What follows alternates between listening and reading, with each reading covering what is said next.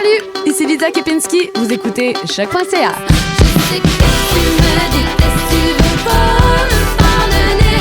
Baby, je suis qui je suis, cherche pas à me changer. Je sais que tu me détestes, tu veux pas me pardonner. Podcast, musique, nouvelles. Vous écoutez Choc.ca.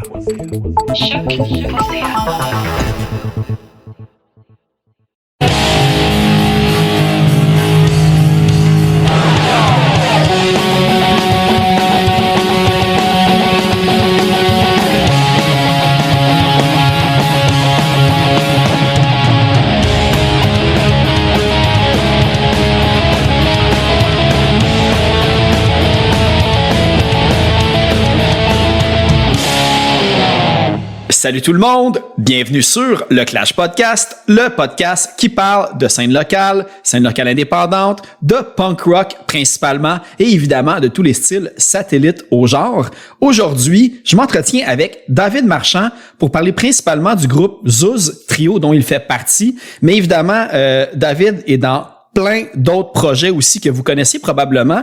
Il a été dans Caltar Bateau, Elisa et Juste pour nommer ces trois-là. Mais évidemment, c'est un musicien aussi qui travaille avec beaucoup d'artistes québécois de tous les styles, les plus variés les uns des autres, en fait. Puis moi, un de mes préférés, c'est vraiment Mon Doux Seigneur, avec qui il travaille régulièrement aussi. Mais pour revenir à Zouz, c'est vraiment un groupe qui mélange tous les styles. Il y a du post-punk, il y a du prog, il y a du math rock, il y a du indie rock, il y a du pop. Il y a vraiment plein d'affaires qui se mélangent à la perfection dans ce groupe-là. C'est des musiciens hors pair. Donc, je vous invite évidemment, comme d'habitude, à aller encourager les bands sur Bandcamp, acheter leur musique.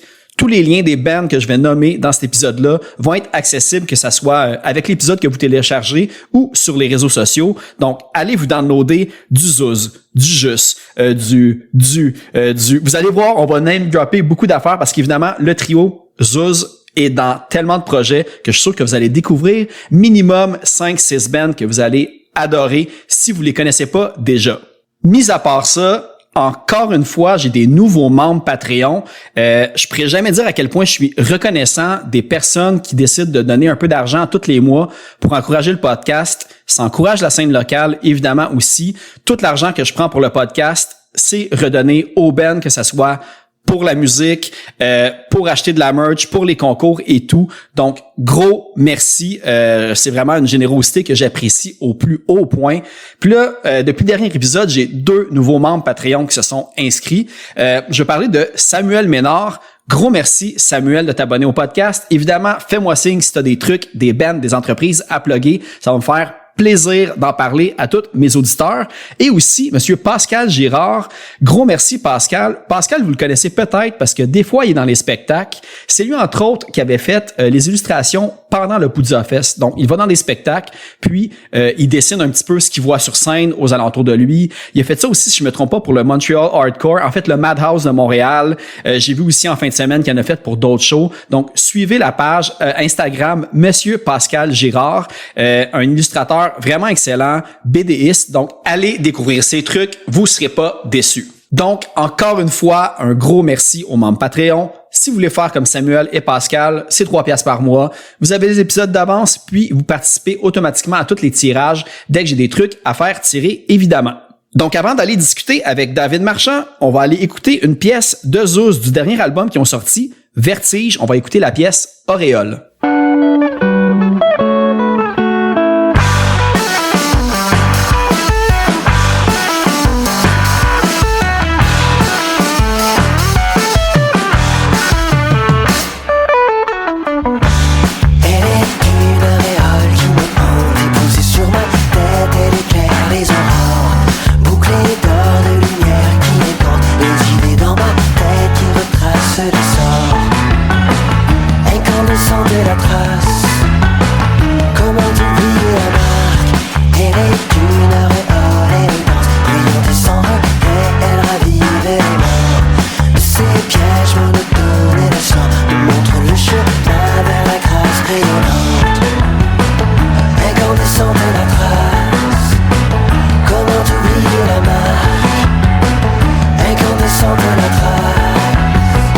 Comment t'oublier la marque? Elle me hante une chose.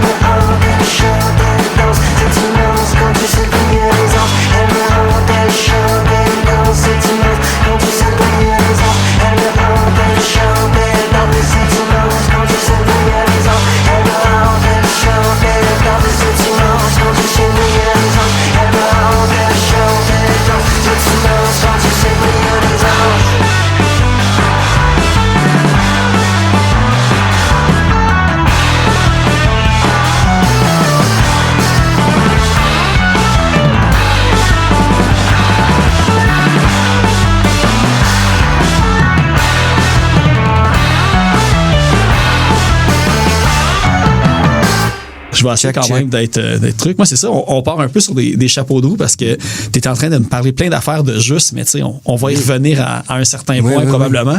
Parce qu'évidemment, merci David Marchand d'avoir accepté l'invitation sur le podcast. Merci Philippe. Ça fait plaisir. En fait, ça fait un bout que je voulais te recevoir toi ou n'importe quel membre du band parce que aussi, à l'époque, j'avais comme fait un petit peu... à l'époque, il y a un an, j'avais fait mes recherches pour Caniche, d'autres membres là-dedans aussi qui sont dans Juste, puis tout. Puis j'avais tombé sur plusieurs trucs sur lesquels toi, tu avais travaillé, évidemment, dans le passé, dans le présent, actuellement, tes projets, d'autres projets. Fait qu'on va avoir l'occasion aussi de parler de tout ça.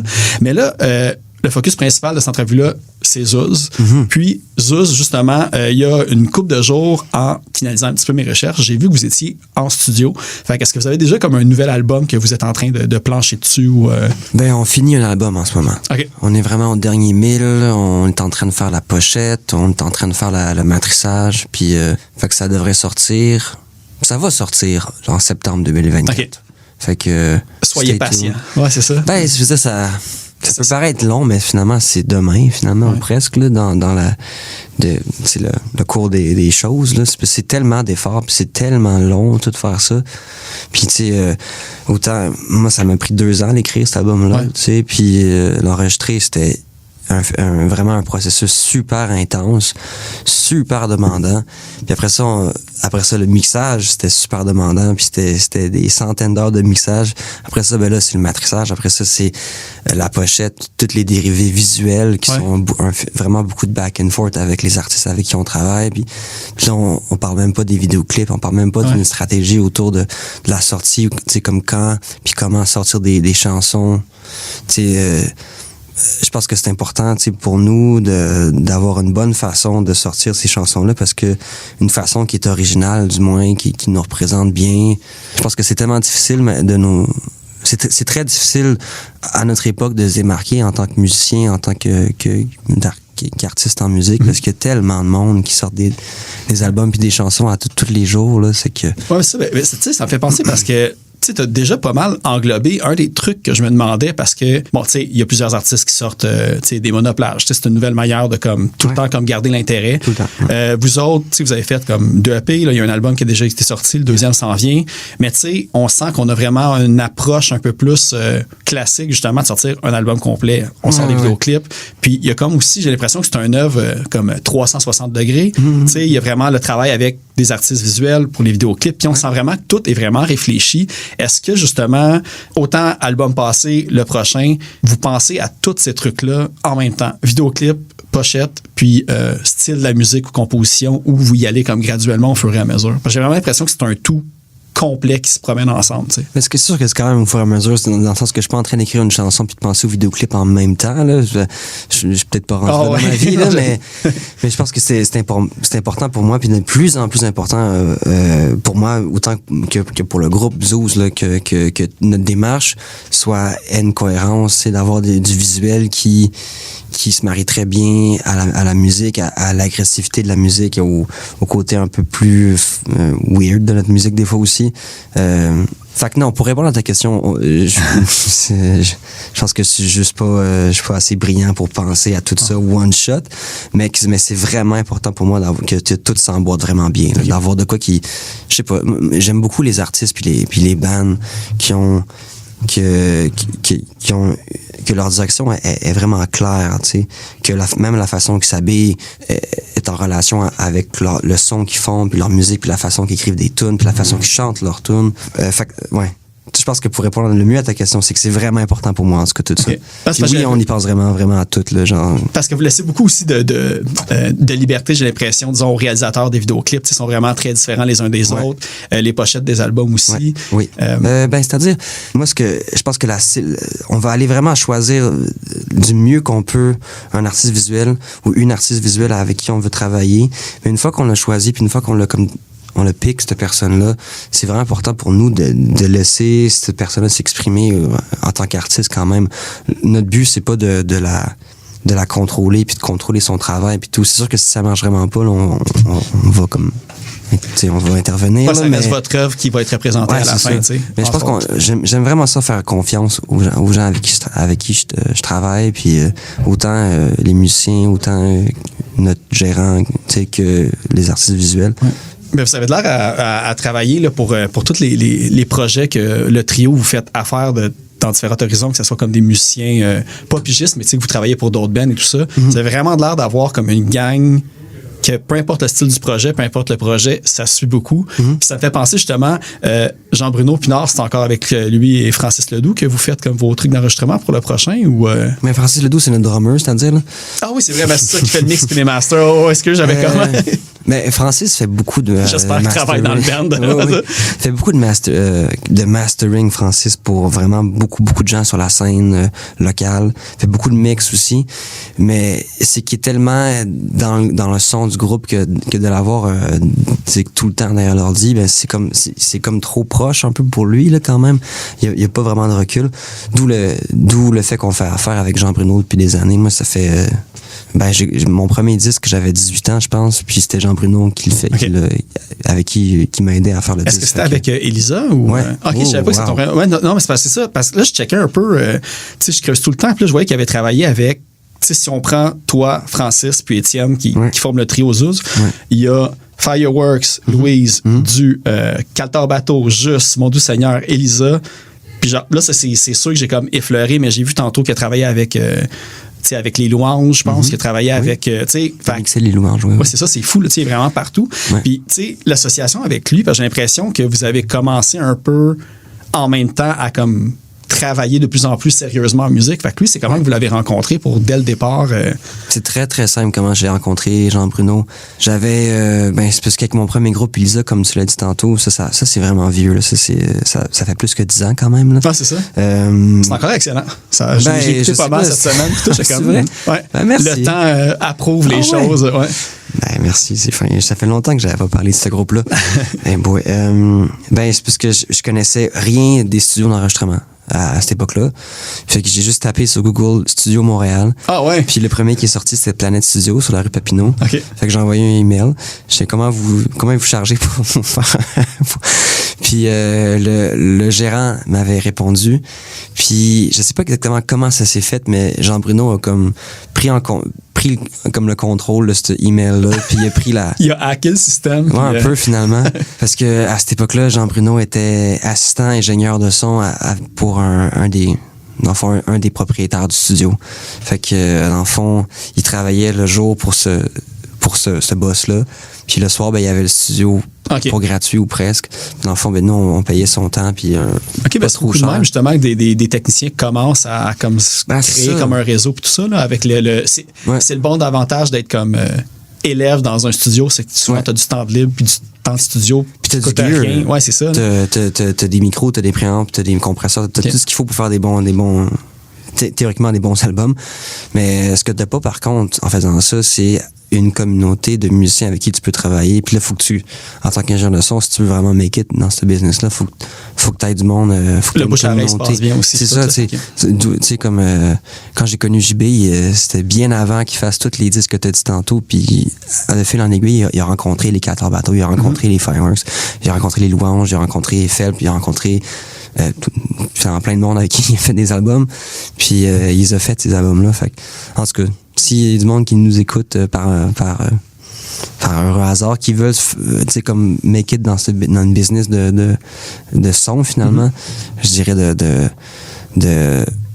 d'aller à la rencontre de bands, finalement, d'aller dans les bars, puis c'est des bands qui commandent. Personne ne sait, c'est comme si t'es un band puis que personne te connaît, personne va te booker non plus. C'est beau être le meilleur du monde, si personne te connaît, personne te connaît. T'sais. Exact. Fait que je me rappelle, Jean-Bruno, il allait voir souvent des shows, puis il allait à l'Inspecteur Épingle dans le temps, ou à l'Absinthe, ou des bars qui ont fermé à part le quai, là.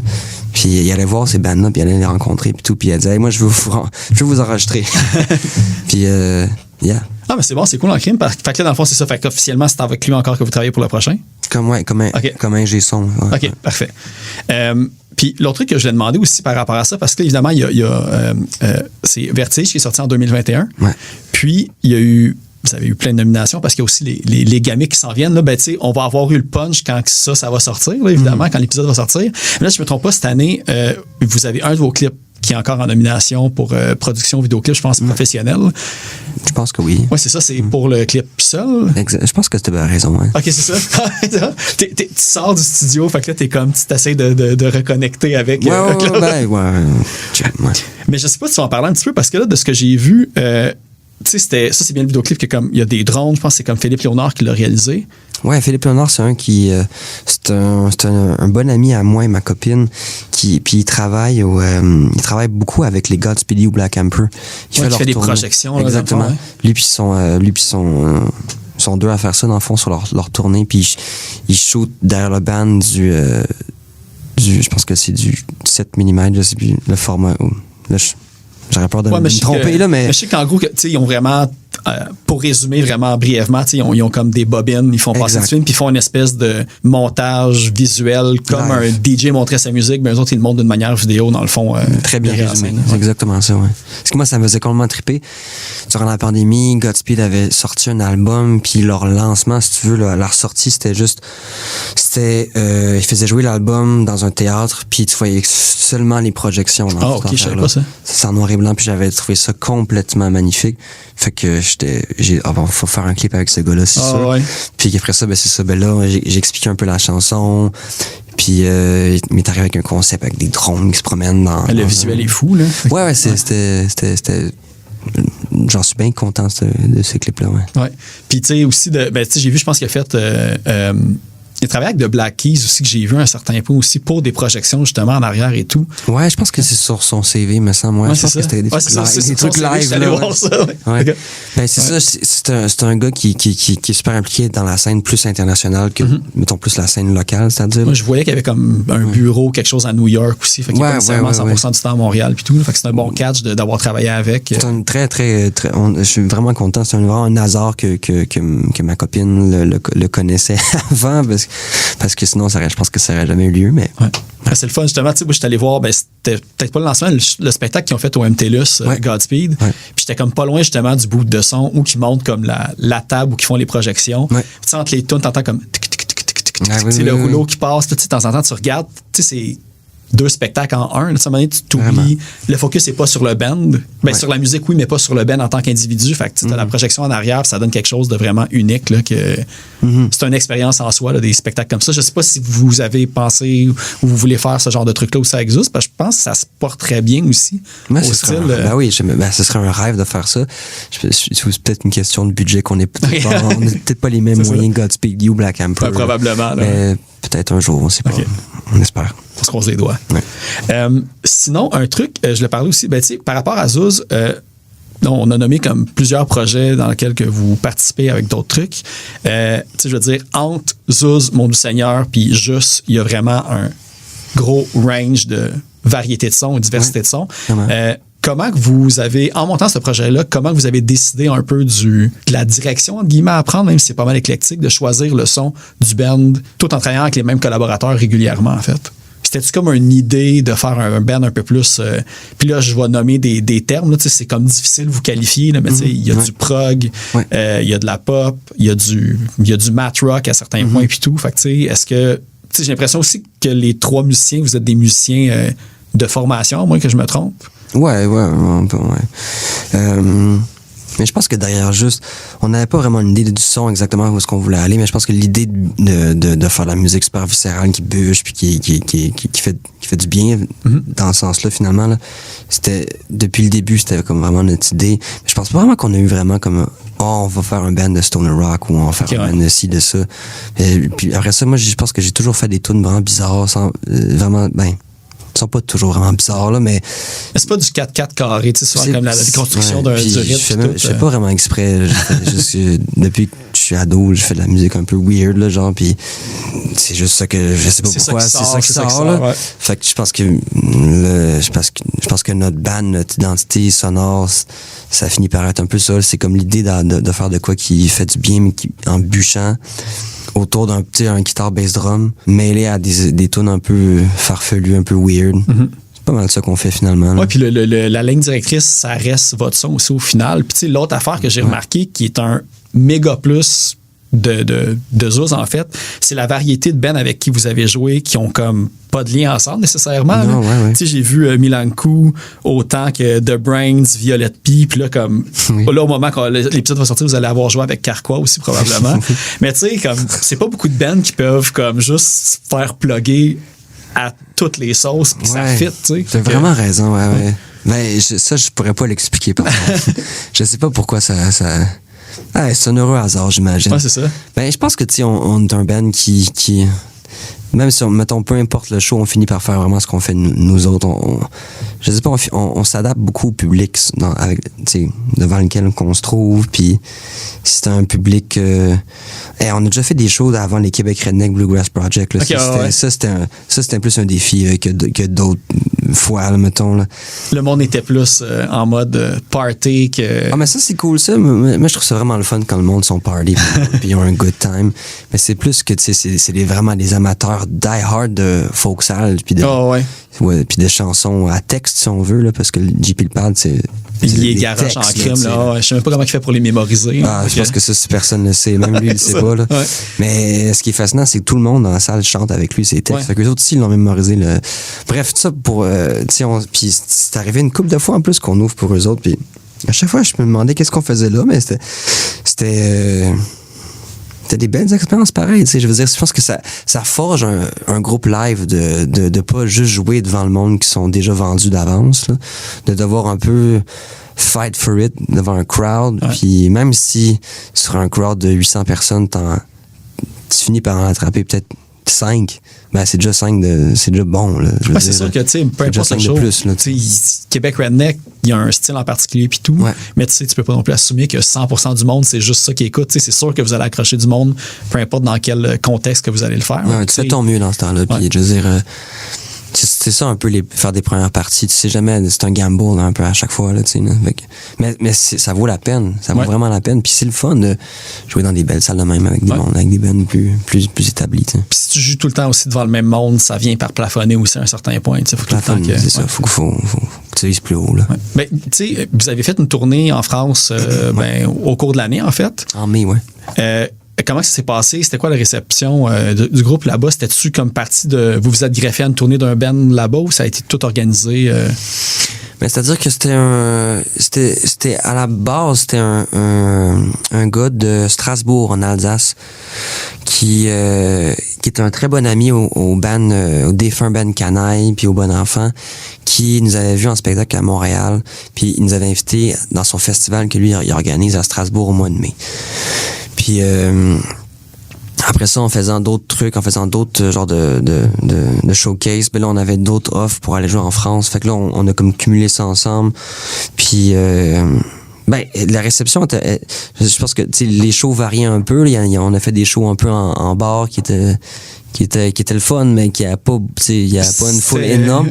Un mardi soir, en quelque part de random. Rennes, là, c'est cool, là, mais puis on a fait aussi mettons le festival à Strasbourg, c'était incroyable, là. Il y avait comme entre 2000 puis 1000 personnes.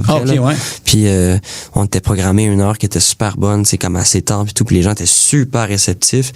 Puis après ça, ben je veux dire, je pense que d'aller en Europe ou juste peu importe faire du démarchage si on veut dans un autre pays ou même ici en fait, faut que tu y ailles puis tu retournes puis tu fidélises un peu des gens plus qui s'intéressent vraiment à ce que tu fais puis à ce que tu proposes, puis tout ça pour dire que je pense que dans les prochaines années on va retourner en Europe de façon incessante. Ben tu sais, c'est ça, dans le but de exactement grossir notre fanbase puis je veux dire d'y aller là à fond là, tu sais. C'est ça, puis grossir le fanbase en France et tout. Là-bas, est-ce que vous avez quand même fait des contacts avec d'autres bands que eux peuvent venir jouer aussi? Est-ce que vous aviez comme un peu la moitié de votre stretch de show, un groupe avec qui vous jouiez tout le temps? Même pas, non. C'était vraiment un groupe différent chaque soir. Okay. Mais oui, on a fait des contacts intéressants. On a joué avec des très bons bands, puis on a joué avec des très, très mauvais bands. Fait que... un mardi à Rennes dans un bar mystérieux, mais il bouquait, fait que c'était correct. J'ai rien dit, hein? Ah ouais. Mais oui, c'est un peu le but aussi de autant de voyager que de voyager avec la musique, c'est de faire des nouveaux contacts puis de faire du Ouais, des nouveaux amis puis des nouveaux collègues, en fait, là, puis tout. Du bon réseautage culturel. là. Ouais, ouais. Puis si jamais eux autres veulent venir tourner au Québec, ben j'aurais plein de places à leur proposer puis tout, mais à date, ça, c'est pas le cas. Fait que... Mais, tu sais, on a mentionné Elisa tantôt. Vous aviez fait quand même une couple de shows aux États-Unis, si je me trompe pas. Ah, oui. Puis, je sais pas si c'est quelque chose, parce que j'ai l'impression que, tu sais, on va parler, tu sais, du côté francophone, anglophone. Le lien facile, tu sais, avec un band qui a réussi à faire beaucoup de choses aux États-Unis, c'est, en français, c'est Malajube. Oui. J'ai l'impression que vous avez le même genre de caractère, que même si la langue est une barrière de compréhension, ça ne nuirait pas à faire des shows aux États-Unis, parce que la musique vient comme tout supporter, tu sais, c'est un tout en tout. Fait que je sais pas si vous avez déjà réfléchi à faire ça, ou vous aviez déjà essayé de... Mais on a réfléchi pas mal de ce temps-ci. Avec, tu sais, on vient de faire le showcase à M pour Montréal, qui était plus, tu sais, c'est un événement qui attire beaucoup de délégués internationaux, si tu veux. Oui, mais c'est un truc qu'on se fait souvent dire, mettons, plus récemment, puis tout. Peut-être qu'on a l'air plus sérieux dans notre démarche, mais oui, je pense que, mettons, le parallèle peut-être avec Malajube, serait que, mettons, c'est pas de la chanson typique, si tu veux, où est-ce que la voix puis le texte sont vraiment en avant-plan. Même si les paroles, même si les textes sont intéressants, aussi, sont travaillés, là, c'est ça. Ils sont travaillés, puis, ils sont travaillés. Mais je pense que je voulais dire, c'est qu'ils sont importants, du moins pour nous, en tout cas. Après ça, ils sont peut-être pas aussi importants pour les gens qui l'écoutent, je sais pas. Mais c'est pas parce qu'ils sont en arrière-plan qu'ils sont pas importants. Oui. C'est un choix artistique qui soit un peu moins fort. Je sais pas, je pense qu'on aime comment ça sonne quand avec cette musique-là. C'est-à-dire quand la voix est un peu plus... quand la voix est un peu plus floue. Ben, malgré que, en même temps, c'est pour faire continuer dans ce parallèle-là, c'est pas flou comme Malajube l'était, justement. Tu sais, le moindrement qu'on se concentre sur les paroles, on comprend. Tu sais, c'est pas comme je plisse pas les yeux puis je me concentre. Tu sais, c'est comme quand même clairement mis de l'avant. Donc, ça, c'est quelque chose aussi que vous voulez continuer à faire. Tu as dit, le mix, ça allait être long. L'enregistrement, c'était comme quand même dur pour comme le futur album qui s'en vient. C'est un petit peu parce que vous vouliez pousser ça ailleurs, expérimenter d'autres trucs? Parce que c'est une musique, je pense, qui se porte bien à l'expérimentation aussi. Là, fait que... Ben, je pense que ça va être à toi de me le dire, en fait. Là, ouais. Ben, je pense que pour l'album qui s'en vient, je voulais, au niveau du traitement de la voix, je voulais quand même brasser les cartes, faire mieux. Je pense que la voix est un peu plus forte, mais la musique étant beaucoup plus agressive. Je pense que ça revient finalement un peu au même. Ah ouais, OK. Mais ça va être regarde, je pense que... Tu lèves le volume de la voix parce que la musique est plus forte aussi. Ouais. Ben, en le faisant puis en le mixant, je trouve, c'est le fun, la voix elle est plus forte. Puis là, je me suis rendu compte que finalement, le band est encore plus fort. Tu vois, toute ta track est saturée, noire. C'est ça, là, ouais, c'est vrai, avec le Pro Tool. Là. Mais... Ben, je pense que ça va être à toi de me le dire, en fait. Okay. Tu m'enverras un message de ce que tu en penses, finalement, de la position de la voix dans OK, parfait. Dans le tout. Je vais juste focaliser là-dessus quand tu vas l'envoyer, puis le reste. Alors, ce que je pense qu'on s'est vraiment... On a fait différent avec la voix cette fois-là. Là, elle est moins traitée, elle est moins doublée, elle est moins... je voulais faire des takes de voix beaucoup plus franches, beaucoup plus moins d'édite, moins de ci, puis juste prendre le temps de pratiquer vraiment comme il faut, puis d'arriver en studio, puis de faire pow, tu sais. OK. Je trouve ça plus cool de même, cette fois-là. Fait que là, dans le fond, il y a eu plus de pré-prod, vos chansons étaient plus fixes avant d'arriver. Fait que le côté compliqué du mix, c'est pas nécessairement parce que vous aviez pris une chanson, vous l'avez jammé pendant 20 minutes, puis vous avez fait genre du cut, edit un petit peu. C'est vraiment, tout était hyper... Ouais, parce que je pense qu'on est devenu extrêmement pointilleux avec le temps. Là. c'est surtout pour ça. Puis on voulait pas trop... Pour l'album qui s'en vient, on voulait vraiment prendre le temps de faire des grosses pré-prod, de pratiquer vraiment bien les tunes, de faire des maquettes, puis de pratiquer. T'sais, on a fait à peu près 3 semaines de pratique pour cet album-là, ce qu'on n'avait jamais fait avant. Puis dans le but de les jouer les plus live possible. Puis un peu comme les albums que Steve Albini fait, mettons, genre, avec pas trop d'overdub, pas trop de party tricks, juste what you hear is what you get, là, le plus franc possible, le plus raw possible. Puis fait que c'est un album encore plus guitare, bass, drum, oriented. Ouais, ok. Parce que la voix est pas comme multipliée par 100 avec plein de voix partout, puis c'est genre une voix, ciao, genre. Mais c'est ça. Mais avec moins d'éléments, ben avec moins d'éléments à mixer, puis à travers... Ça focalise toute l'attention sur ces éléments-là, mais ils prennent justement beaucoup plus d'importance chacun. Fait qu'on est devenu super pointu à placer chacun de ces petits éléments-là. OK. Fait que c'était encore plus difficile qu'avant, finalement. Tu sais, c'est comme obtenir le résultat voulu avec moins de trucs d'affaires. complexes, mais sauf que tu vas avoir le son comme... Le plus big Ouais, c'est possible. ça. OK, ouais. Puis d'ailleurs, ça me fait penser, là, pas mal sûr de ce que je dis, mais là, maintenant, Steve Albini, j'ai vu récemment, il a réalisé un album d'un groupe québécois. Je pense qu'eux autres sont allés là-bas. Je pense que lui est à Chicago. Là, qui est Bateau basé Noir, c'est ça? Non, c'est Faon. F-A-O-N, ouais. Un groupe de Québec que j'ai compris. Puis j'ai comme pas trop su. Tu sais, il n'y a pas beaucoup d'informations. Même j'ai essayé de la retrouver. Puis je l'ai retrouvée de peine et de misère. Mais de ce que j'ai compris, ils sont allés enregistrer avec lui là-bas. Fait que j'imagine qu'il y a une possibilité. Là, au pire, peut-être que vous avez comme son email on the side que vous pouvez trouver avec le lien québécois. Là. Fait que peut-être dans le futur, pour l'autre ça. d'après, là, Pour dans l'autre d'après, 2-3 ans. Là, ouais, c'est ça. Ouais, ben, t'es pas le premier qui m'en parle de cette affaire-là, ouais. Je pense que c'est pas très difficile, en fond, de trouver son email puis d'envoyer une proposition, puis... C'est peut-être de trouver le budget. Ouais, ça, c'est une autre affaire. Ah, ouais. Ouais, mais... On sait pas, des fois, on peut être surpris. Ouais, c'est ça. Souvent, Ouais, je pense qu'on serait surpris, en fait. Tu sais, je pense pas que c'est gratuit, là, mettons, là, mais ça doit pas être... Mais vous autres, en plus, vous êtes super préparés, vous êtes des musiciens professionnels. Fait qu'imagine, tu fais ta pré-prod, t'es top-notch, tu vas là, tu perds pas de temps en studio, fait que tu maximises, le Albini au max. Albini Experience. Peut-être pour le prochain, ça pourrait être... J'en prends bonne note. C'est noté, parfait. Ouais. J'ai hâte de voir justement comme si cette entrevue va avoir eu l'impact Albini. Mais ça me fait penser, parce qu'on parle de réalisation de production d'album, puis là j'ai vu récemment que tu as réalisé l'album de Mal-Aimé Soleil. Ouais. C'est-tu le premier que tu réalisais? J'ai pas vraiment vu d'autres projets que tu étais à la réalisation en tant que tel. Ouais, c'était mon premier album en tant que réalisateur. Fait que ça, c'est de fil en aiguille, d'expérience de studio en expérience de studio. Tu as comme décidé de backer ce groupe-là. C'est eux qui m'ont approché tout simplement même. Puis j'ai dit oui. Comme un peu JB a fait avec les groupes en allant voir des shows. Ouais. Ben, comment... Je m'en plus exactement comment c'est fait. Mais, ouais, ils ont fini par m'approcher, puis j'ai écouté ce qu'ils faisaient. Puis j'ai fait, c'est bien bon, les gars. OK.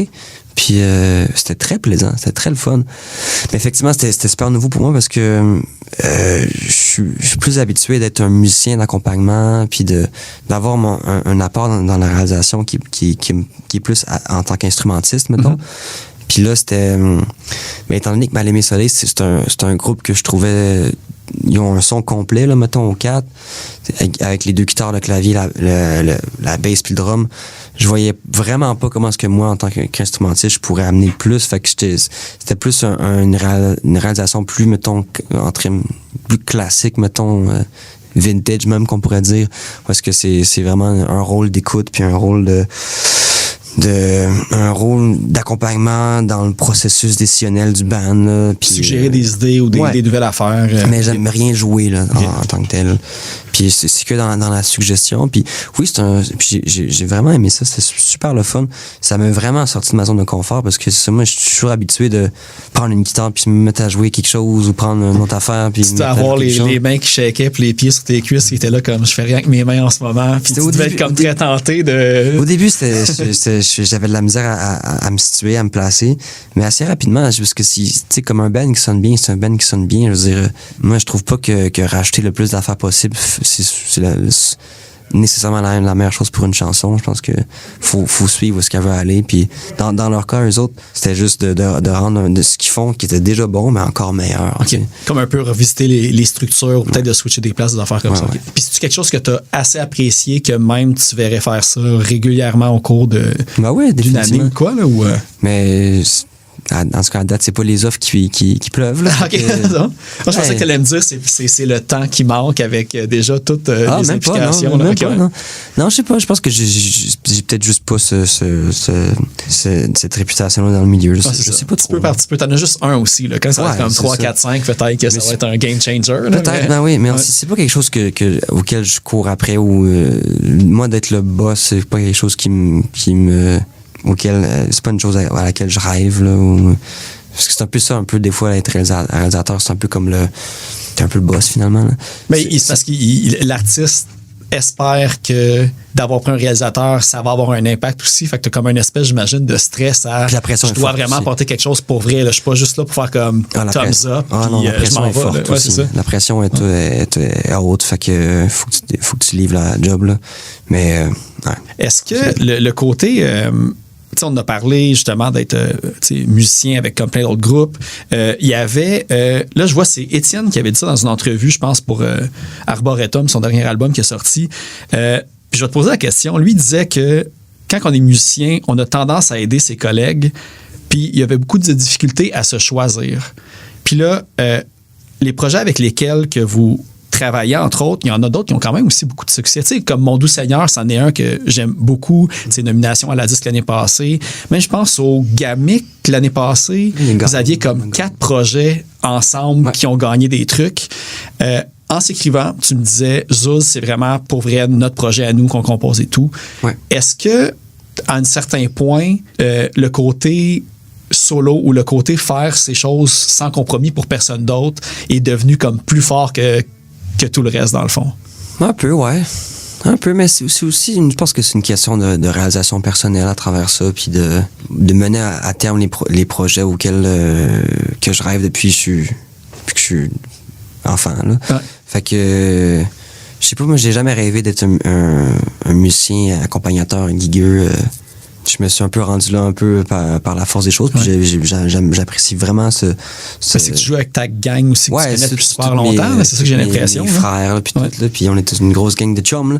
Mais je sais pas, on dirait avec Zouz, parce que ça revient un peu à pourquoi est-ce que je fais tout ça, puis tu sais, j'ai toujours rêvé d'être dans un band de rock, là, puis puis je sais pas, c'est les autres qui alimentent l'autre truc aussi, tu veux pas, c'est comme une boucle, là. Puis après ça, ben c'est ça, je pense que t'as mis le doigt dessus, il y a vraiment un aspect communautaire à ça, puis on a commencé ensemble, on grandit ensemble, on hang out ensemble, on est comme juste des très très bons amis, puis des collègues, puis je sais pas, on dirait c'est comme naturel il y a un peu comme qui se ressemble, ça semble, puis juste naturel de passer du temps ensemble en faisant de la musique, puis ça a toujours depuis qu'on se connaît, ça a comme toujours été de même, jusqu'au début on allait au bar tout le temps, puis à un moment donné, ben, les bars sont devenus des spectacles puis des festivals, puis mais c'est comme où on fait comme peu, enfin on fait un peu la même chose qu'avant finalement. Mais c'est ça, mais qu'il faut, mais tu sais, au final, le son de chacun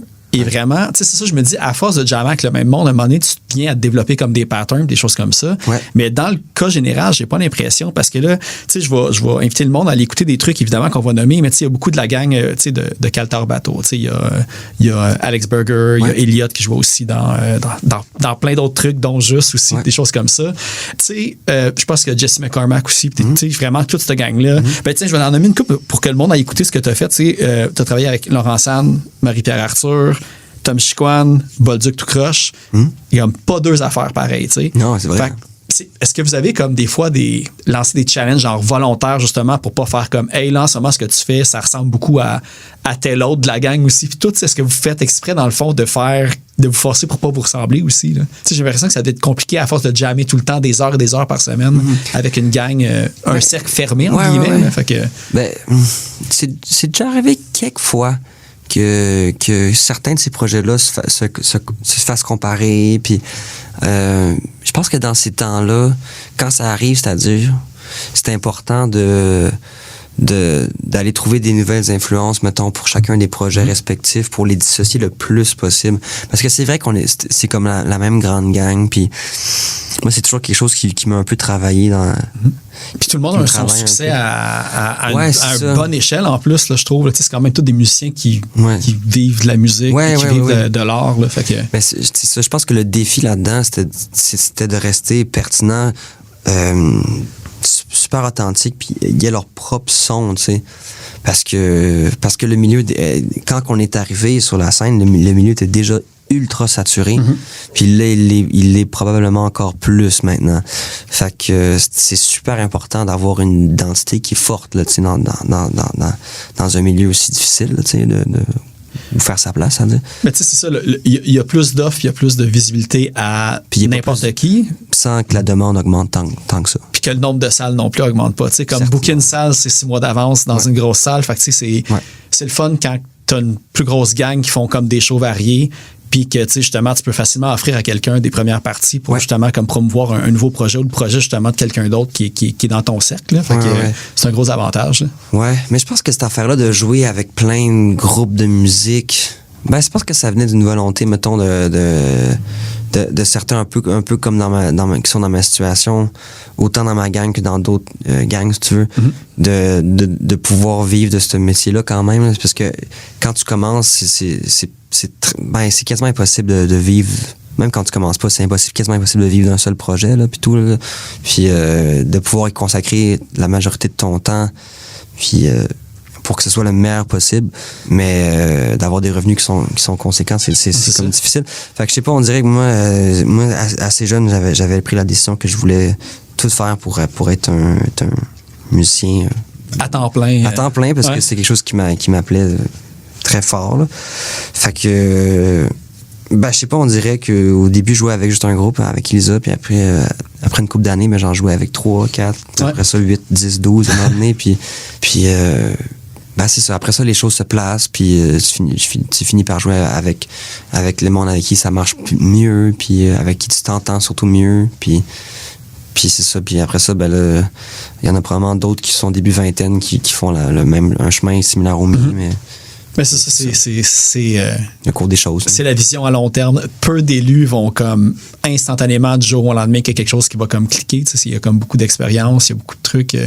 C'est rare que le monde ait eu un projet qui a percé puis ça a été ça toute leur vie. Il y a comme de l'apprentissage à faire à gauche puis à droite. Puis même que en tout cas, je pense pas que c'est quelque chose que tu veux tellement pour quelqu'un, là. Du moins, surtout une personne qui est encore jeune, là, qui a encore pas beaucoup d'expérience là, dans ce métier-là. D'avoir un succès qui est instantané super vite, là, souvent, ça peut être... Parce que ça a l'air de pouvoir te monter à la tête, puis de pas pouvoir bien gérer aussi... Mais le milieu, comme beaucoup dans les bars aussi, puis tout ça, j'imagine que ça vient avec d'autres vices à un certain point. Vraiment. Le mois vraiment que tu baisses ta garde. C'est un gros point. Les billets de bière sont quotidiens. Là, fait que... Je sais pas, tu sais... il y en a qui le vivent vraiment, vraiment bien. Quand je pense à, mettons, du monde comme Hubert Lenoir. Hubert il avait beaucoup de carrière derrière sa cravate, même malgré qu'il avait, genre, je sais pas, mi-vingtaine. Avec son frère, il avait le band de Seasons depuis comme 8 ans avant, puis il faisait des festivals. Je savais pas que c'était aussi long que ça, par exemple. Je savais pas que ça faisait 8 ans avant qu'il avait... c'est des kids de Québec, puis il faisait de la musique, genre 13 ans, 14, je sais pas. Ah ouais, non, je savais pas que ça remontait aussi loin que ça. Super jeune, puis tout. Fait que lui, il avait déjà full d'expérience. Peut-être qu'il était plus prêt à ça, justement, tu sais. Mais quand je pense à quelqu'un qui fait la voix, mettons, qui a aucune expérience sur le métier puis tout, je vois pas comment tu peux vraiment rester sain d'esprit en faisant ça, là, tu sais, ça, en tout cas. Mais là, j'essaie de penser à la voix puis à Star Academy. Y a-tu, j'ai pas l'impression qu'il y a eu des champions qui ont comme tombé dans la grande débauche puis qu'ils sont déchus, peut-être que je suis pas au courant. Là, j'essaie de penser comme à, moi ça, genre j'ai juste Wilfred Leboutier, des affaires de même qui remontent en tête là. Mais tu sais, peut-être. Ça se peut, il y a souvent comme un en dessous de l'histoire qu'on connaît moins. Ah, peut-être. Sûrement. Puis un truc que j'ai parlé de comme jouer avec comme le même monde que vous êtes une gang. De ce que j'ai vu, là j'ai pas trouvé la chronologie de tout ça, mais avec Elisa, vous aviez enregistré à l'église de Farnham et Caltar Bateau aussi. Puis j'ai vu que certains membres étaient là quand vous enregistrez Elisa. Est-ce que les deux albums ont comme été enregistrés en parallèle en même temps? Non, c'était comme 1 an de. OK, c'est ça. J'étais comme Chris, ça devait être compliqué gérer ça. Là, En fait, on était allé avec Elisa à cause des Caltar Bateau. OK. Puis eux autres avaient été parce que Jean-Bruno Pinard travaillait là. Dans le fond, dans ce studio qui appartenait à Arcade Fire avant, qui était vraiment un cool studio, qui avait pas beaucoup d'équipements d'enregistrement, mais la vibe était incroyable là-bas. C'était vrai, j'en tire vraiment des très très beaux souvenirs. Puis après ça, il y avait, c'est parce qu'on était rendus vraiment des bons amis à l'époque déjà, avec Burger, avec Étienne, avec Émeric de Mont-Doux-Seigneur. Puis je sais pas, je pense qu'on les avait invités à juste venir hang out là. Puis, puis il a fait des percussions. Mais je pense que Émeric, j'ai vu aussi qu'il a fait comme une coupe de pochettes. Là. Je sais pas si c'était pour Elisa ou pour... Je pense qu'il a fait un clip aussi pour Juste puis tout. Fait que tu sais, il y a vraiment comme des affaires à gauche puis à droite quand même qu'on sait pas nécessairement comme de face, mais qui se passent comme dans dans le monde parallèle juste de la musique, justement, comme les pochettes, les vidéoclips et tout. Là, fait que, C'est bien vrai, ouais, mais c'est ça. un artiste complet. Mais un truc que je veux savoir, parce que là, c'est ça, tantôt, quand on a pesé sur enregistrer, on parlait un petit peu de Juste. Bon, tu sais, j'avais eu Charles-Éric qui était venu aussi pour Caniche, puis il avait expliqué, tu sais, Juste, pour l'instant, tu sais, on met ça sur la glace parce que, tu sais, pour plein de raisons, en fait, là, que ce soit comme d'autres projets, des tournées, tu sais, comme, il y avait plein d'affaires. Je sais pas si, comme, on va retourner là-dedans directement, mais tu es en train d'expliquer parce qu'on parlait des places où on avait enregistré des albums, vous aviez parlé de l'expérience comme au Panama. Puis là, tu es en train d'expliquer qu'un des shows les plus fous de ta vie, c'était comme un truc là-bas. C'était quoi le contexte? Comment ça s'est passé? Ben, en fait, c'est que Charlie... tout commence du fait que Charlie est un tatoueur. Puis Charlie a passé comme 2 ans à travers le monde. Il est allé en Chine, il est allé en Amérique latine, partout à travers les États-Unis, pour faire des tatous dans les tattoo shops, puis rencontrer plein de gens de la communauté de tatoueurs internationale. Puis c'était lié d'amitié avec un gars à qui appartenait un tattoo shop à Panama City. Puis ce gars-là, il tripait sur le punk, faisait du punk. Ce gars-là avait un studio d'enregistrement chez lui. Puis une couple d'années plus tard, ben là, quand il fallait trouver un studio pour aller taper un nouvel album de Juste, on a fait, pourquoi on ne va pas au C'est un petit peu pour un, là, ouais, c'est ça. Puis on est allé là-bas, puis c'était vraiment, j'en retire des très, très beaux souvenirs. C'était vraiment, vraiment le fun, cette... C'est la seule fois que tu as enregistré hors Québec. Hors Québec, oui. OK, c'est ça. Ouais. Mon Dieu, que c'était tellement le fun. Là, j'essaie de me souvenir, là, de mes notes de l'année passée, là. Mais c'était pas Potty, son nom, quelque chose comme ça. C'est exactement ça. Oui, c'était Potty. Cette affaire, pourquoi je m'en souviens, c'est que, me semble, un de ses bands que lui a enregistré ou qu'il a fait, c'était Lemmy Wings. Puis c'était comme le référent à South Park, que genre, moi, ça m'a tout de suite comme popé dans la tête, là. Oui. Fait que, OK, c'est bon, c'est ça. Fait que j'ai un bon flashback de ça. C'est exactement ça, oui. Mais j'avais pas retrouvé sa musique, par exemple, nécessairement sur Bandcamp. Je pense que c'est comme des petits projets plus ponctuels que ça se perdait un peu dans l'eau, là. Mais il faudrait que je recheck encore, là, ces affaires, là. Fait que... Ils sont très, tu sais, dans le punk DIY, tu sais. Panaméen en plus, ouais. Ouais, ça j'en tire des très, très, très beaux souvenirs. Mais cet album-là, il est vraiment, vraiment bon. Juste fais-le, je pense. Ouais, c'est Juste fais-le. Juste fais-le, ok, ouais, ça, je sais plus certain. 7 minutes, c'est le premier, je pense. Okay. Juste fais-le. Deuxième, Juste pour toi, troisième. Ouais. C'est ça. C'est mélangeant, hein? Même pour nous autres, c'est mélangeant. C'est 5, mais c'est mélangeant en même temps. Oui. Ils sont tous pareils, les pochettes en plus. Des souliers Nike, là. Genre, ça, c'était juste un concept que vous avez dit au début, puis on va le faire pour chaque album, dans le fond, parce que tout le temps, comme juste le pied du monde avec leurs souliers, comme, tu sais, un peu sale avec les bas de jeans qui sortent, tout ça. Fait que... je pense que c'était comme un jeu de mots sur le Juste fais-le, Just do it, puis tout. Tu sais, on avait des collants parce que c'était marqué Juste fais-le, puis t'avais le logo de Nike à l'envers. Je sais pas, il y avait comme tout un concept derrière ça. Et puis là, justement, à cause de Juste, à chaque fois que je dis Juste, j'ai comme tout le temps un petit moment de... Tout. Je me rappelle du band, je fais comme, c'est un Chris de mon nom de band, pareil. C'était tellement un great band. Fait que c'est comme un genre de hiatus, advienne que pourra si à un moment donné ça repart ou... Ouais, je suis pas mal sûr que ça va revenir à un moment donné. Okay. Je pense qu'on devrait retourner au Panama faire notre album. C'est clair, ça pourrait être quand même Mais on n'a pas parlé du show, en fait. Ah oui, c'est vrai. C'est que ce Potty en question, donc à qui appartenait le studio, à qui appartenait le tattoo shop, etc., lui, il était en lien avec un festival de musique extérieure qui avait lieu dans le vieux Panama City, qui est comme une partie super belle de Panama City. Puis, il avait mis un stage au beau milieu de nulle part, puis on jouait devant une espèce de grande cathédrale. Puis il y avait plein de monde, c'était fucking nice, c'était comme un genre de gros block party. Puis là, personne nous connaissait, on s'entend, là. Puis ça avait été tellement le fun, ce show-là. C'était tellement bordélique, là. C'était comme Elliot, le guitariste, avait sauté un ampli, puis là, il fallait changer d'ampli. Puis après une tune, Charlie avait plus de guitare, puis il faisait juste crier dans le micro partout, puis il se promenait dans la foule, puis c'était juste bordélique, mais tellement le fun. C'était-tu comme un genre de festival punk en tant que tel, ou vous étiez vraiment les plus pétés, puis après, avec quelqu'un de folk qui chantait, ou... Je pense qu'on était vraiment far out par rapport à okay. Reste des yeux. Mais je sais pas, peut-être qu'on était comme, tu sais, clairement nord-américains, des touristes, là, je veux dire, on a peut-être eu ce passe-droit-là de faire de la musique un peu plus, tu sais, comme, par rapport... T'sais. Ils vous ont fait un spécial, justement. Ouais, là, mais l'affaire, c'est que, tu sais, c'est le punk, c'est pas un âge d'or pour le punk ici, mais là-bas, c'est énorme, le punk, en Amérique latine. Ouais. Les NoFX, c'est encore c'est comme les Elvis Presley du Panama. sont énormes, là, tu sais. Ouais. Toutes ces bandes-là, tu sais...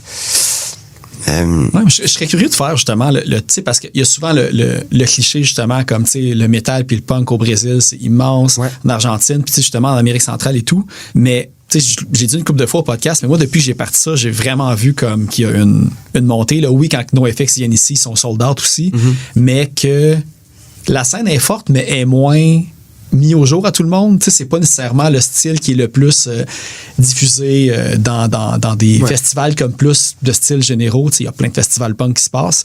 Mais j'ai l'impression qu'en ce moment, il y a de quoi de... Il y a une montée ici aussi de ça. Je vois avec le nombre de bands, le nombre de sorties, le nombre de jeunes bands qui commencent aussi des trucs, tout ce qui est... Enfin, là, il était grand temps que ça revienne de façon plus établie. Mais ça a toujours été là, on s'entend. Je pense que juste la différence avec, mettons, les débuts 2000 au Québec, c'est que début 2000 au Québec, puis fin 90, c'était vraiment... Je pense qu'on peut dire que ça s'inscrivait quand même dans un certain mainstream culture. Avec, c'est que ça a été le slip punk ou le emo plus tard, tout ça, c'était tout ça. Là. C'était comme... T'avais des clips qui passaient à Musique Plus là, à côté, puis tout. Fait que c'était plus mainstream. Tandis que maintenant, les styles sont plus variés aussi. Il y a comme un show... Tu sais, je veux dire, le show de Golfer avec Juste. Moi, j'aime bien mieux ça que, disons, 4 bands qui sonnent comme Juste, qui vont comme faire leur set, puis qu'à la fin, tu fais comme... tu sais, j'aime ça comme le côté varié, puis justement que je pense que dans les années 90, il y avait plus de bands punk ska, puis skate punk. Fait que là, à un moment donné, c'était comme tout le temps un peu plus... Ben, tu sais, un peu plus, il y avait d'autres choses qui se faisaient, évidemment. Là. Fait que c'est pour ça que je trouve qu'en ce moment, qu'est-ce qui est cool de la scène, c'est que tu vas aller voir un bill, puis il n'y a pas 2 bands qui vont se ressembler, tu sais. C'est vrai que c'est un bon point, ça. Ouais, puis je pense que ça vaut la peine d'aller voir des spectacles dans les trucs plus DIY à Montréal, là, si tu peux. Parce que, c'est une couple de mes chums qui m'en parlaient, là, puis à ce qui paraît, des bands qui commencent, qui ont genre comme, je sais pas, 16, 17, 18 ans, mais les autres, qui ont comme pas vraiment vécu les années Blink pis tout, genre comme nous autres, finalement. Fait que les autres, c'est nouveau. Fait que là, t'as des bands qui ont genre 17 ans qui font du Blink 182, genre, ou tu sais, comme on s'entend. On en a parlé parce que je pense, il y a 2 épisodes au moment qu'on enregistre. Tu sais, j'ai reçu No Waves, puis tu sais, No Waves, c'est un band justement de vingtaine, tu sais. Ils sont tellement hot, cette band-là. Ils font un cover de Blink pendant leur show. C'est tellement Blink cool. Qui tripe sur ce groupe-là aussi. Puis tout, fait que tu sais, c'est ça. Le comparable, c'est comme, tu sais, autant que nous autres, Blink, tu sais, je vais parler, pour moi, je pense que je suis un petit peu plus vieux que toi. Pour moi, Blink, ça étirait un peu ce que moi j'aimais du punk. Tu sais, je trouvais que ça comme passait d'un autre côté, mais là, tu vois comment ça a comme créé tout un autre mouvement au complet pour toute la génération qui suivait, tu sais, avec les cycles de... c'est clair. Mais c'est tellement cool que enfin ça revienne, là, comme c'est la musique agressive avec des guitares puis tout, puis un espèce de... Puis toute l'énergie, puis la philosophie, là, tu sais, derrière punk, là, l'espèce de DIY, là, fuck it, puis on le fait, go.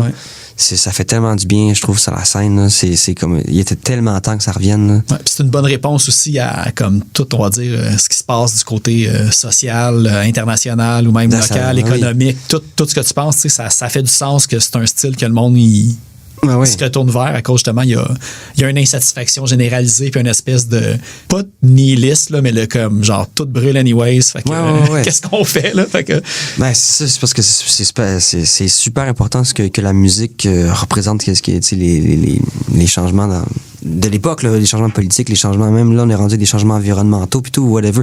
Faut que faut qu'on soit insoumis, tu sais, qu'on se lève puis que si c'est à travers la musique qu'on peut avoir un petit impact, mais fuck it, let's go. C'est déjà mieux que rien. Tu bien les trucs, là, même plus que d'autres, là, justement. Là, tu vas pas...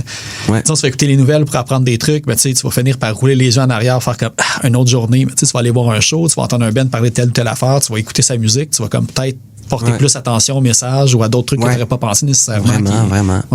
Puis toi, au début, parce que là, je pensais pas qu'on allait revenir à Elisa si souvent que ça, mais de ce que j'ai vu, c'est que c'était ton band d'adolescence, puis que vous faisiez des covers, puis ça a comme grossi à devenir ce que Elisa était devenue. C'était-tu des cover punk, justement? C'est ça que je me demande un petit peu. Tu sais, tout le monde commence un petit peu des fois avec des punk rock parce que c'est facile à embarquer puis à apprendre. Puis, avec Elisa, non. On a commencé comme au secondaire. Puis c'était comme... Déjà, on aimait bien comme Radiohead, puis des bandes de même, puis j'ai un petit peu honte de le dire, mais Muse aussi, on faisait des covers de Muse. Non, j'ai eu ma passe. Ouais, aussi, tu là, sais, je veux dire, non, mais c'est pas mauvais Muse, que je pense pas que, tu sais, Il y a des périodes. Ouais, mettons, Ouais, c'est ça. le premier disque est bon. Ouais. Ouais, souvent, le monde m'en parle du premier disque, comme étant comme, non, mais Muse, c'est bon, le premier disque, c'est vraiment bon. Oh, ouais. Même les deux premiers, je dirais, je pense. Ouais, les trois premiers. Les trois premiers. Je suis vraiment désolé si quelqu'un qui écoute l'affaire ici aime Muse, parce que je voulais vraiment pas comme disque quoi que ce soit, là, mais on faisait des covers de Muse, des covers de Radiohead, des covers de Grizzly Bear comme plus tard, puis tout. Puis on a commencé à faire nos propres tunes, puis... Time is Running Out, c'est une bonne tune à apprendre facile aussi, là, pour Time is Running Out qui débute. Là. C'est ça qui dit. J'ai été là, moi, avec. C'est ça la bass qui fait ça? Là? Non, c'est quoi déjà celle-là? Non, c'est pas Hysteria, ça? Ouais, je pense que c'est Hysteria, là, ouais, c'est ça. Ouais, puis le beat, c'est ça. Ouais. Et là, j'espère on est comme, ouais, News, c'est bon, puis là, peut-être qu'on se trompe de titre de tune, puis on vient tout perdre notre crédibilité là-dedans, là. Écoute, man, ça se peut, là. Mais je posais la question comme pour savoir si c'était comme un groupe punk un petit peu au début, parce que là, j'écoutais j'avais écouté une entrevue, je pense, avec Étienne, qui parlait d'un band punk qu'il avait eu avec Alex Berger au secondaire. Puis là, je voyais comme Nadine with Attitude, un autre de ces bands qui était comme plus mat, puis tout. Fait que j'étais comme, t'étais-tu là-dedans? Ou t'étais-tu conscient que ces bands-là existaient ou vous connaissiez pas pantoute à ce moment-là? À cette époque-là, on se connaissait pas pantoute. Mais en fait, l'affaire, c'est qu'Étienne puis Alex, ils viennent puis Émeric aussi, ils viennent de Saint-Hyacinthe puis la Montérégie, qui était super... c'était pas nécessairement punk, mais peut-être plus hardcore, en fait. OK. Il y avait une grosse scène hardcore là-bas. Puis les premiers bands des gars, c'était des bands hardcore. Là, fait que les autres, ils viennent un peu de Billy Talent. Puis OK, c'est ça, ouais, ça. Puis, mais moi, de où est-ce que je viens, c'était pas vraiment le cas. Là. C'était plus rock, là, puis tout. Okay. Puis moi, la musique plus agressive est venue vraiment plus tard dans ma vie, là, en fait. Même tout ce qui est vraiment punk, c'est vraiment parce que je suis un ami de Charlie qui m'a, on était des colocs à un moment donné puis tout, puis il m'a montré plein de bandes de punk. Moi, je connaissais vraiment rien à ça, tu sais, je veux dire, à part des bandes comme justement comme qu'on parlait tantôt, des bandes plus mainstream, plus musique plus pop puis punk, si tu veux, là, tu sais, Blink ou whatever, là je connaissais ça, mais c'est comme Melancholine, je connais, ou comme, je sais pas. Lagwagon, No Use for a Name, No Effects, c'est ça, tous les grands. Moi, je connaissais vraiment pas ça, moi. Mais t'as-tu eu un band pré-juste avec Charlie? Parce que là, je checkais un petit peu, puis il y a des informations dures à trouver. Je me souviens que j'avais parlé avec lui de The Exposure, puis genre Fuck You Callis, des choses comme ça. Toi, t'as-tu participé à ces projets-là aussi? Fuck non, man. Ah non, ok, ouais, toi, t'étais anti ça. Ben non. T'étais anti-musique. Non, mais j'allais voir leur show, par contre, puis je trouvais ça vraiment drôle. Mais non, c'était un peu avant que que des bands comme Mondou commencent, puis tout. Fait que on se connaissait, mais on était pas des collaborateurs. OK. Encore. Non, c'est parce que, tu sais, souvent, le mot bruitisme, il revenait pour comme plein de ces projets-là. Puis tout, tu sais, je l'ai même vu à un moment donné pour Zuz, même si ça a comme aucun lien avec ce que Juste était puis Exposure était.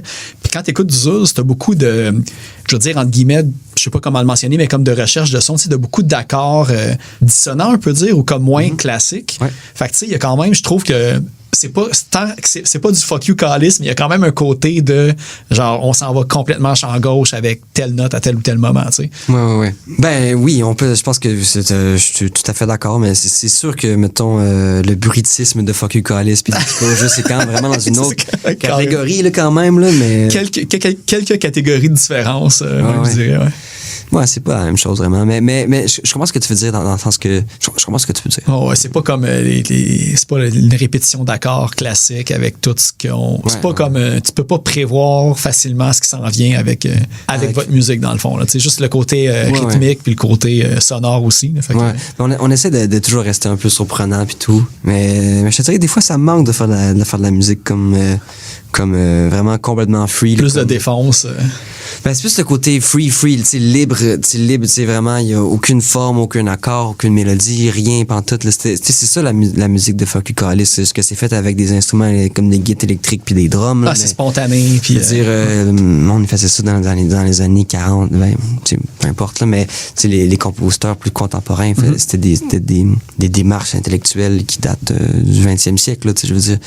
Puis, je sais pas, il y a quelque chose de... Je pense que moi, j'ai toujours aimé ces sons-là un peu weird, là, même quand j'étais très, très petit, là. Genre, je me rappelle qu'à un moment donné, quelqu'un m'avait montré c'était du monde qui faisait des bruits avec des chaînes de vélo, puis des affaires de même, là. Je sais plus exactement c'était quoi, là, mais... Tu sais, t'as le côté performance, ce qui vient là-dedans. Tu sais, t'as comme le fait que...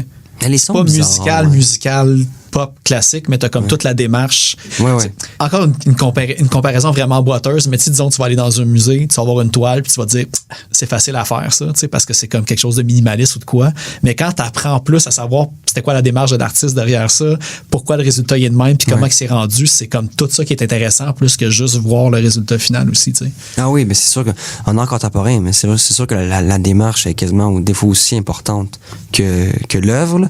Puis le parallèle est super bon parce qu'avec des musiques plus abstraites, c'est la même chose, en fait. Tu sais, comme si tu comprends vraiment le pourquoi d'une œuvre, ou d'un style de musique, là, ça donne vraiment tu comprends où est-ce que ça c'est pas la même approche, c'est une autre perspective à avoir quand c'est ça donne la perspective, en fait, pour pouvoir même l'apprécier comme faut, en fait. Ouais. C'est ça qui est on peut finir à un certain point de l'apprécier comme le premier album de Muse, même à un certain point, si on supporte.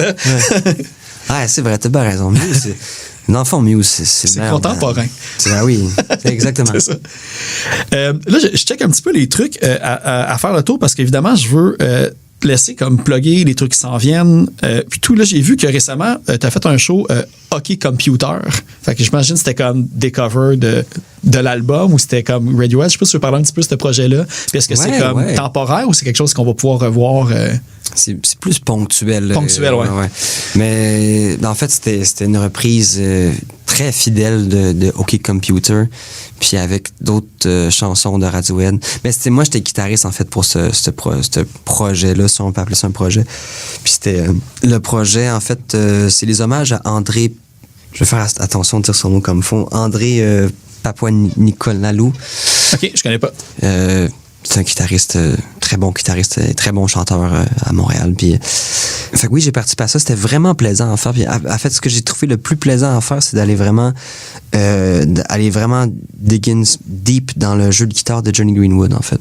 C'est vraiment un guitariste qui depuis que je suis ado, qui me fascine, puis qui a toujours su se réinventer, peu importe l'époque, peu importe les albums qu'il fait. Ou les projets même de trame sonore qu'il a composé aussi. C'est fou. Vraiment incroyable.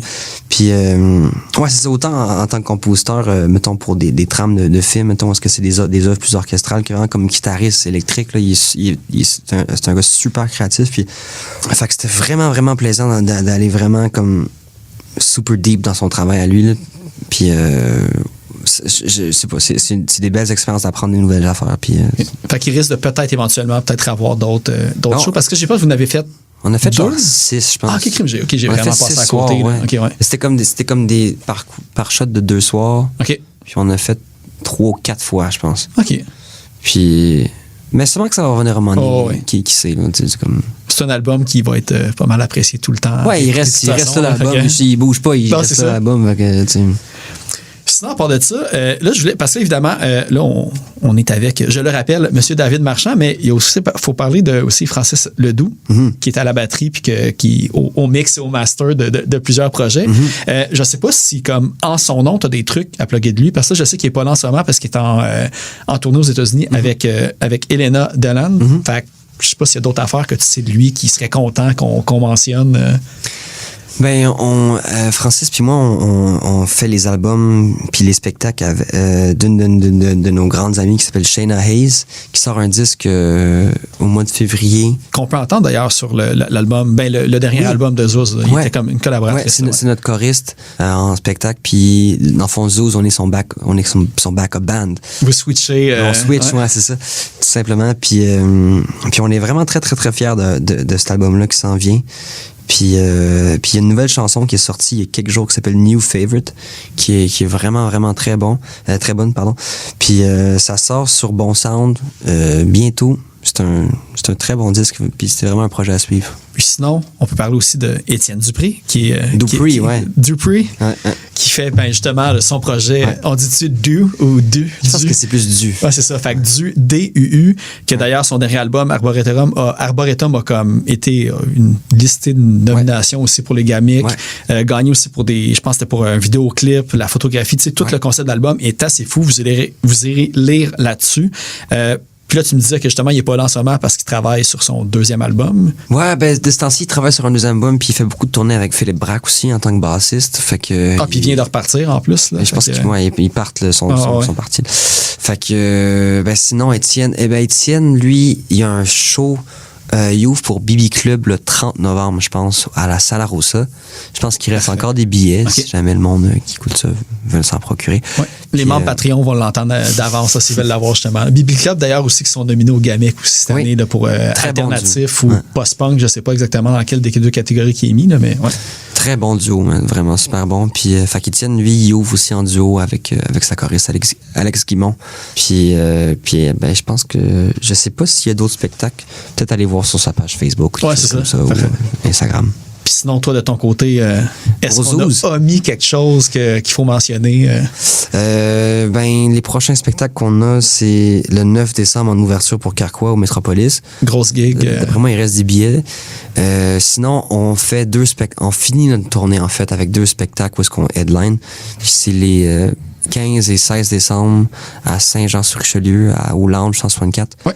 Puis à Lavaltrie, à la Maison de la Culture de Lavaltrie, je pense. Puis c'est pas mal les dernières chances de nous voir en spectacle pour un petit bout après ça. Parce qu'après ça, on reprend... l'album va sortir en septembre 2024, fait qu'on... Minimum septembre 2024. Okay, les prochains shows. Parfait. Je partagerai ça. Si jamais l'épisode sort pas d'avance, là, je vais comme partager les dates un petit peu puis tout là, pour que maximiser pas la dernière chance, mais la dernière chance de cette stretch-là de Zouz pour pouvoir c'est ça. De l'avance. Ouais. Puis après ça, notre show il va être rendu ailleurs. Fait que c'est comme c'est pas mal. Pour vrai, c'est la dernière chance de voir ce show-là, en fait. Ce format. C'est ça. Pour ça, on va être rendu ailleurs, on va faire des nouvelles tunes. Zouz. Non, pas Zouz, sinon c'est comme, c'est pas la fin de Zouz, mais ça pourrait être le bon. Hey, d'ailleurs, vous autres, l'origine du nom, c'était-tu pour le pote ou c'était pour une belle fille ou une copine ou des choses comme ça? C'était pour le pote. C'était pour le pote? OK, c'est bon. Simplement de même. On se fait souvent se poser ces questions-là. Oui, il a fallu que c'est sûr qu'une des premières affaires que j'ai faites, c'est que je l'ai googlé puis je suis allé voir dans Urban Dictionary puis il me disait un peu c'était quoi les possibilités. Là, fait que... si seulement j'avais eu l'idée de faire ça avant de sortir la première tune, en tout cas. Ouais. Mais c'est un nom qui au sein même du band qui a fait quand même qui était sujet à débat quand même là. OK, je pensais dire unanime. Non, pas du tout, non, vraiment pas. Même que moi j'étais comme on devrait changer de nom parce que quand j'ai su que ça pouvait vouloir dire un peu belle fille, comme si un band mettons d'ailleurs venait ici puis s'appelait comme je sais pas Chicks, mettons, quelque chose comme ça. Je voulais juste... En plus, vous avez joué en France, là, j'imagine que là-bas, vous voulez être fait dire plus qu'ici ou... Ah oui, définitivement, oui. Ouais. Mais ici, ça veut rien dire, en fait, pour être franc, là. Mais là-bas, c'est que ça dépend des communautés puis des endroits, en fait, ça a différentes significations. Le contexte aussi. Le contexte, c'est ça. Puis, en tout cas, tout ça pour dire que je voulais pas envoyer un message, le mauvais message, je voulais pas envoyer fait que ça a été vraiment rien de diminutif. Ouais, c'est ça. Non, mais c'est super important quand même pour nous autres, vraiment, là. Fait que... Puis après ça, après avoir...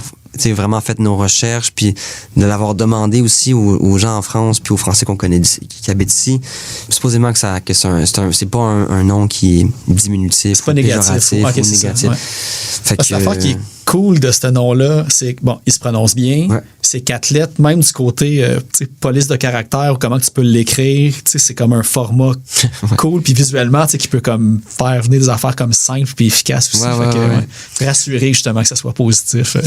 C'est ça, pour être franc, c'est une couple de nuits que ça m'empêchait de dormir. Mettons, mon Dieu, faut qu'on change de nom de band. C'est tellement dur de trouver un nom de band. Oui, puis que tout le monde soit d'accord, là, c'est un débat infini. Là, Fait que j'étais bien content que ça passe. Puis après ça, je veux dire, nous autres, ce qu'on dit avec ce nom-là, mettons, quand on s'en fait parler, c'est que ce qu'on aime dire, c'est que c'est qu'on crée nous-mêmes la propre signification de ce nom-là, tu sais, je veux dire, parce que c'est un mot inventé, je veux dire, c'est un mot, c'est pas un mot ça sonne comme un onomatopée aussi un petit peu. C'est plus, tout, ouais, c'est un son plus qu'autre chose.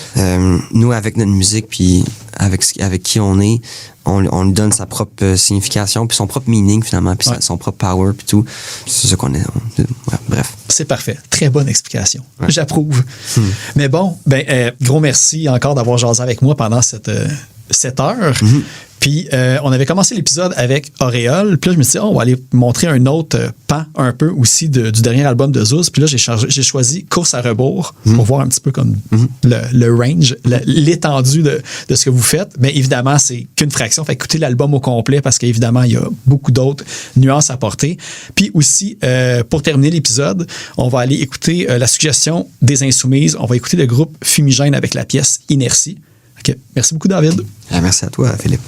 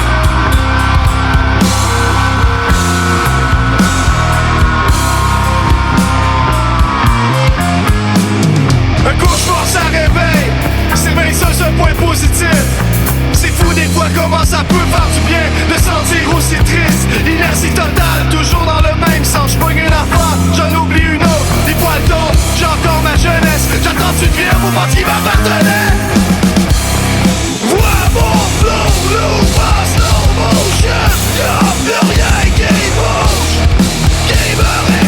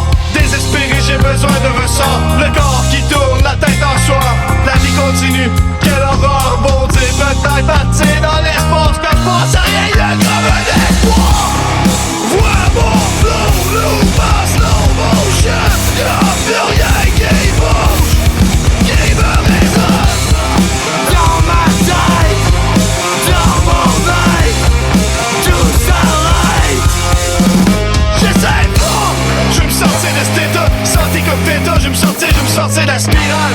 J'suis pogné dans la bataille.